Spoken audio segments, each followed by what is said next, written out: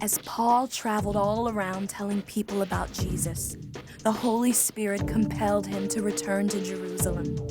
Paul didn't know why, but he had a sense that there was trouble ahead. When he arrived in Jerusalem, Paul went to the temple to share about how he had encountered Jesus on the road to Damascus. His story angered some of the Jews so much that they dragged Paul away from the temple and tried to kill him. Just before they could, a group of Roman soldiers arrived and arrested Paul. On their way to the jail, Paul asked if he could say something to the crowd that had gathered. The soldiers agreed, and Paul told them about his experience on the road to Damascus.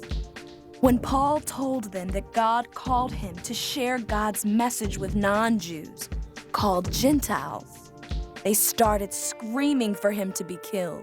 So the soldiers took him into the barracks. When they discovered that Paul was a Roman citizen, they became fearful of doing anything to harm him. This led to a series of courtroom battles where the Jews and Romans fought to decide what to do with Paul.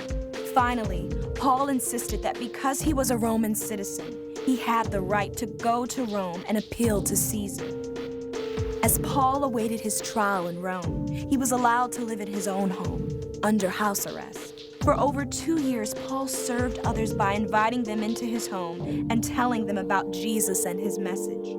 Paul was eventually let go and began to travel again, but was quickly arrested and returned to Rome. This time, he was forced to live in a cold dungeon, chained like a criminal.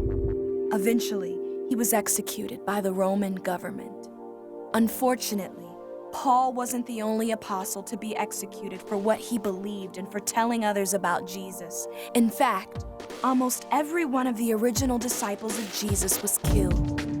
All of them, except for one.